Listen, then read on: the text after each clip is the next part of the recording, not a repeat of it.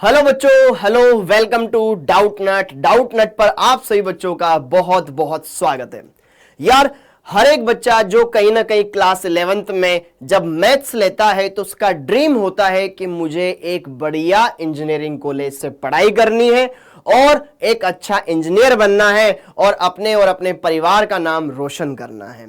तो कहीं ना कहीं अच्छा इंजीनियर बनने की जो कहानी है वो स्टार्ट होती है एक अच्छे कॉलेज से।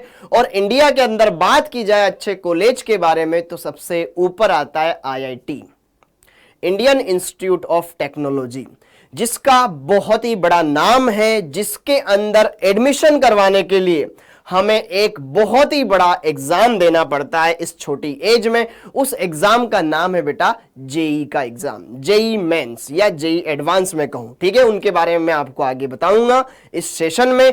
तो आपको यह संयुक्त प्रवेश परीक्षा देनी पड़ती है, जेई का एग्जाम देना होता है, जिसके जरिए आप एक अच्छे कॉलेज के अंदर इंजीनियरिंग की पढ़ाई कर सकते हो। ओके, क्योंकि कहीं ना कहीं हर एक बच्चे का ड्रीम होता है कि मुझे एक बढ़िया कॉलेज में पढ़ाई करने को मिले ताकि मैं आगे की लाइफ बहुत अच्छी तरीके से निकाल सकूं। और इन्हीं अवेयरनेस की कमी की वजह से हिंदी मीडियम का स्टूडेंट कहीं ना कहीं बाकी इंग्लिश मीडियम के स्टूडेंट से थोड़ा पीछे रह जाता है, क्योंकि उसको पता ही नहीं चलता है, और जब पता चलता है तो काफी वो लेट हो जाता है, उसका वो एज निकल जाता है।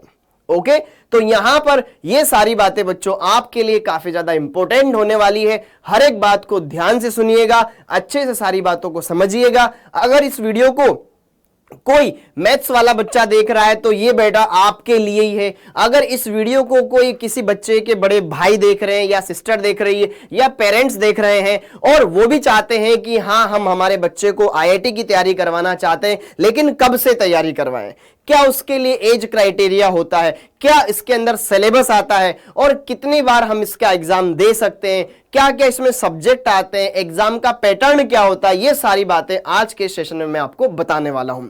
तो चलिए आज के सेशन को स्टार्ट करते हैं। जैसा कि आप थंबनेल पर देख ही पा रहे होंगे कि जेई का क्या क्या क्राइटेरिया होता है अगर हम हमारे बच्चे की 2024 में तैयारी स्टार्ट करवाएं तो।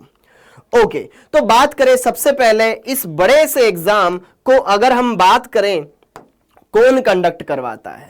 ओके, हर एक एग्जाम को कोई ना कोई एक संस्था कंडक्ट करवाती है। यहां पर अगर हम बात करें, इसको कंडक्ट करवाती है एनटीए, नेशनल टेस्टिंग एजेंसी। यह संस्था इस एग्जाम को कंडक्ट करवाती है। ओके, तो यह संस्था आईआईटी वाले इस एग्जाम को और नीट वाले एग्जाम दोनों को यह कंडक्ट करवाती है।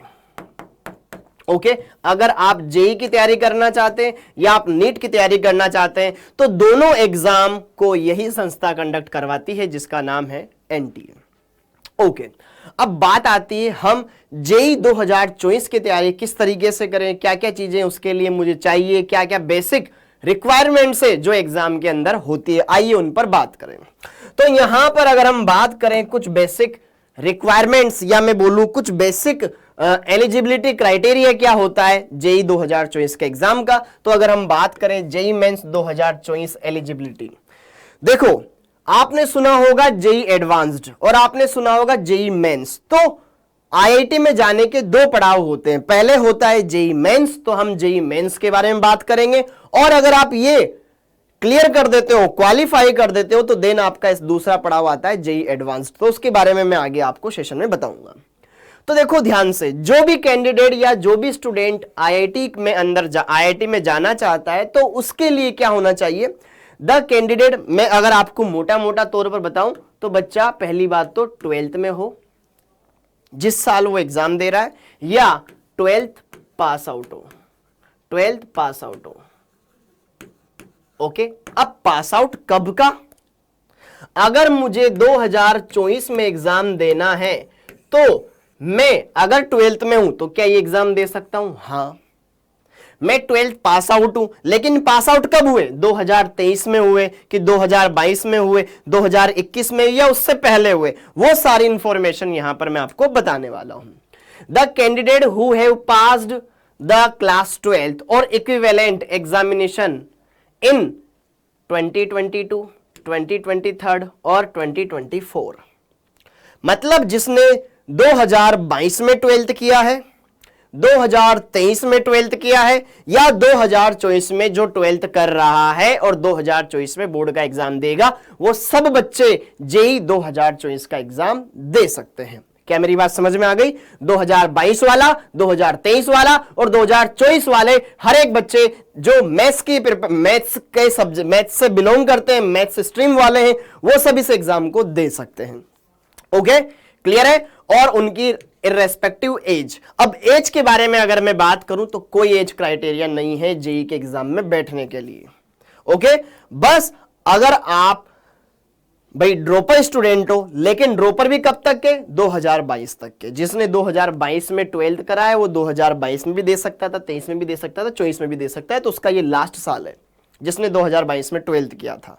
ओके, तो यह आपको ध्यान रखना है। अब और क्या क्या चीजें हैं कि what is the 12th percentage required for JEE 2024। अगर मैं 2024 के अंदर जेई का एग्जाम देता हूं तो मेरी 12th की परसेंटेज काम में आएगी क्या? 12th में मिनिमम कितनी परसेंटेज होनी चाहिए? तो इस पर भी यहां पर एक सवाल आता है, इस पर भी एक सवाल खड़ा होता है कि 12th में मेरी मिनिमम कितनी परसेंटेज हो। तो मैं आपको बता दूं कि जो बच्चे जनरल कैटेगरी या ओबीसी कैटेगरी से बिलोंग करते हैं तो इनकी परसेंटेज 75 से ज्यादा होनी चाहिए। तो जो बच्चे इस बार 12th में हैं या आगे चल करके 12th का एग्जाम देंगे तो मैं उनको यह बता दूं कि तुम्हारे 12th में 75% से ज्यादा होनी चाहिए, तभी तुम इस एग्जाम को दे सकते हो। या जिनके 12th में 75 से ज्यादा है वही बच्चे इस एग्जाम के लिए क्वालिफाई माने जाते हैं। क्यों? क्योंकि आप एग्जाम तो दे लोगे, लेकिन जब आप कॉलेज में एडमिशन के लिए जाओगे वहां पर आपकी 12th की मार्कशीट लगेगी, उसमें आपका यह दिखा कि 75 से कम है तो वो बाहर कर देंगे, इसलिए। ओके, तो जरा देखो ध्यान से, जेई मेंस 2024 एलिजिबिलिटी क्राइटेरिया। तो एडमिशन टू एनआईटीज, एनआईटी में जेई मेंस के थ्रू एडमिशन होता है, तो एनआईटीज, ट्रिपल आईटीज और सीएफटीआईज, इन कॉलेज की अगर मैं बात करूं तो NITs, triple ITs, GFTI college admissions, students should have passed the 12th class with a minimum 75 marks और they should be in the top 20 percentile. या तो आपने जिस बोर्ड से क्लास 12th किया है उसमें आपका 75% से ज्यादा स्कोर रहा हो, या जिस बोर्ड से आपने 12th पास आउट किया है उस बोर्ड के अंदर आप टॉप 20% बच्चों में आने चाहिए। टॉप 20 परसेंटाइल का मतलब है आप 80% बच्चों से आगे हो। ओके, और यही क्राइटेरिया एसटी एससी वालों के लिए 65% है। अगर आप 65% से ज्यादा परसेंटेज है आपके 12th में, आप जेई की तैयारी कर सकते हो। तो समझ में आ गया, 12th में 75 से ज्यादा परसेंटेज होनी चाहिए जनरल और ओबीसी कैंडिडेट के लिए, और एसटी एससी के लिए यह है मिनिमम 65%। ओके, तो इस बात का आप जरूर ध्यान रखिएगा। तो ये हमने 12th की परसेंटेज को भी देख लिया। ओके, हाँ, अब बात आती है कि नंबर ऑफ अटेम्प्ट्स, मैं कितनी बार जेई का एग्जाम दे सकता हूं। ओके, तो यार अगर जो बच्चे जो अभी 12th में हैं और जेई की तैयारी कर रहे हैं 2024 की, तो उनका 12th कब होएगा? 2024 में ही होएगा। अभी अगर इस सेशन में पढ़ाई कर रहे हैं तो 2024 में उनका 12th होगा। तो आप दो एग्जाम होते हैं आईआईटी में जाने का, पहला होता है जेई मेंस। ओके, तो जेई मेंस आप 3 बार दे सकते हो, एक तो 12th के साथ, मतलब 2024 में भी दे सकते हो, 2025 में भी दे सकते हो और 2026 में भी दे सकते हो, क्योंकि आप तो 2024 के लिए तैयारी कर रहे हो। लेकिन अगर बाई चांस नहीं होता है तो 25 में दे सकते हो, 26 में दे सकते हो। ओके, और मैं आपको यह बता दूं, जेई के जो पेपर होते हैं साल में 2 बार होते हैं। अगर आपने पहला पेपर बढ़िया नहीं गया तो दूसरी बार ट्राई करो, 2 बार, ठीक है। 2 बार आप 2024 में दोगे, एक जनवरी में होता है और एक अप्रैल में होता है, और यहां पर भी 2 बार, यहां पर भी 2 बार। तो आप ये मानकर चलो 3 साल में 6 बार पेपर दोगे। तो आपको ये नहीं लगता कि अगर मैं किसी एग्जाम की इतनी बढ़िया तैयारी करूंगा तो मैं निकाल सकता हूं? डेफिनेटली निकाल सकते हो। बच्चे पहली बार में निकाल लेते हैं, जब यहां पे वो पहली बार पेपर देते हैं ना, उनको समझ में आता है कि दूसरी बार मेरे को क्या पढ़ना था, बढ़िया से क्लियर कर लेते हैं और बढ़िया स्कोर निकालते हैं। तो जेई मेंस आप 3 बार दे सकते हो, समझ में आ गया? मतलब 3 साल तक दे सकते हो, 3 बार तो नहीं बोलूंगा मैं, 3 साल तक दे सकते हो। ओके। और जेई एडवांस्ड, जिन बच्चों ने जेई मेंस क्वालिफाई कर लिया वो फिर आगे बैठते हैं जेई एडवांस के एग्जाम में। जेई एडवांस्ड के अंदर अगर मैं बात करूं तो ये 2 बार दे सकते हो आप, साल में 1 बार पेपर होता है, 2 बार कब कब, जिस साल आपने 12th किया और उसके 1 साल बाद तक। तो क्राइटेरिया और नंबर ऑफ अटेम्प्ट्स बिल्कुल फिक्स हो जाना चाहिए, आपके दिमाग में फिट हो जाने चाहिए, ताकि आप अपने घर वालों को ये वीडियो बताओ और उनको बोलो कि अभी मेरे पास आईआईटी में जाने का एक चांस हो रहा है कि मैंने 12th में तो दे लिया, लेकिन अगर मैं जेई एडवांस क्लियर कर दूंगा 2025 में भी तो भी मैं आईआईटी में जा सकता हूं। तो आईआईटी में जाने के 2 पड़ाव हैं, पहले जेई मेंस क्वालिफाई करो फिर जेई एडवांस क्वालिफाई करो, जिनके बढ़िया स्कोर आएगा वो आईआईटी में जाएगा, पक्की बात। अगर आपको एनआईटी में जाना है या ट्रिपल आईटीज में जाना है या जीएफटीआई कॉलेज में जाना है तो उसके लिए आपको क्या करना पड़ेगा, सिर्फ जेई मेंस का स्कोर चलेगा उसमें। आप इस पहले वाले पड़ाव में अगर बढ़िया स्कोर कर देते हो तो आप डेफिनेटली आपको बढ़िया एनआईटी, ट्रिपल आईटी या जीएफटीआई कॉलेज मिल जाएगा। ओके, क्लियर हो गया। अब सर इसके एग्जाम का पैटर्न क्या होता है, क्या क्या चीजें हैं जो हमें यहां पर देखने को मिलेगी। तो अगर मैं बात करूं जेई का एग्जाम मैथ्स वाले बच्चों के लिए होता है, जिनके जो 3 सब्जेक्ट फिजिक्स, केमिस्ट्री, मैथ्स ये होने चाहिए। तो देखो ध्यान से, इसके अंदर आपका केमिस्ट्री भी होता है, मैथ्स भी होता है और फिजिक्स भी होता है। अच्छा, तो सर क्या तीनों का इक्वल पार्ट आता है? हाँ, टोटल आते हैं आपके पास 90 क्वेश्चन, टोटल होते हैं आपके पास 90 क्वेश्चंस। ओके, जिसमें से 30 क्वेश्चन आएंगे आपके केमिस्ट्री के, ओके, 30 क्वेश्चन आएंगे आपके फिजिक्स के और 30 ही क्वेश्चन आएंगे आपके मैथ्स के। क्या मेरी बात समझ में आ गई?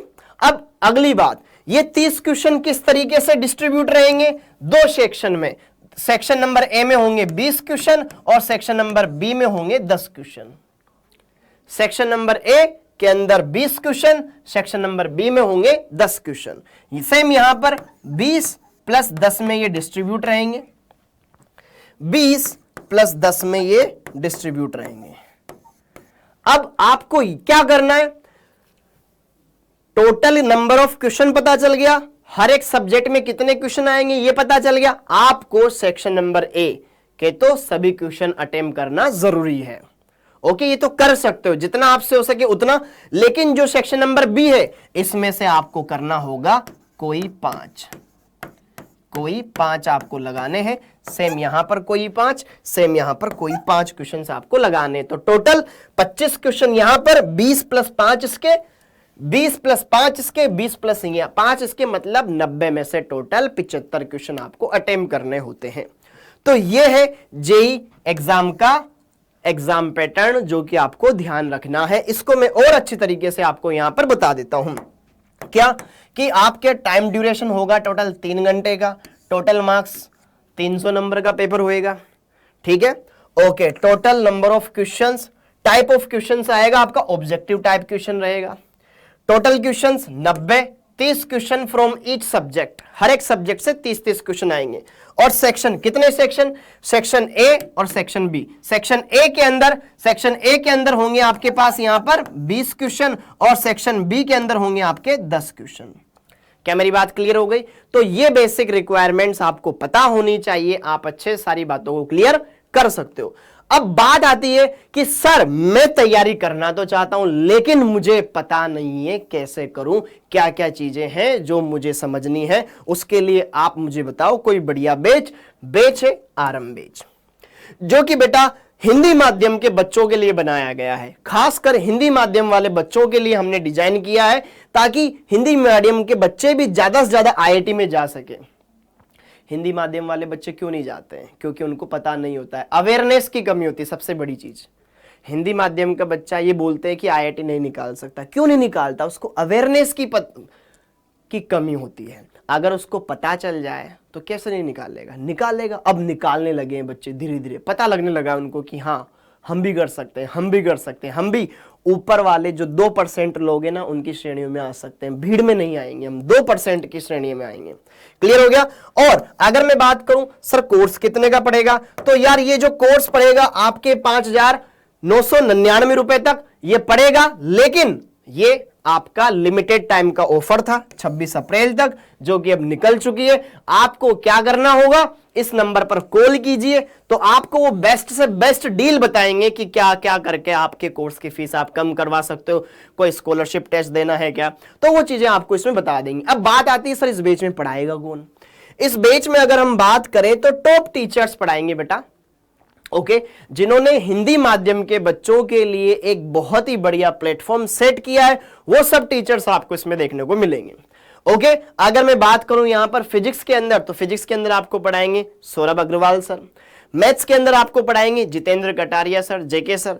अगर मैं बात करूं केमिस्ट्री में, तो केमिस्ट्री में मैं रहूंगा और साथ के साथ रहेंगे मनीष गोदारा सर। मेरा नाम है कामेश जांगेड़। ओके, तो हम सब मिलकर के आपको बढ़िया से जेई की तैयारी करवाएंगे और आपके सपने को पूरा करवाएंगे। बस आपको अच्छे से पढ़ना है, बढ़िया से अपने एग्जाम के लिए थोड़ा सा सीरियसनेस दिखानी है और अच्छे से मेहनत करनी है।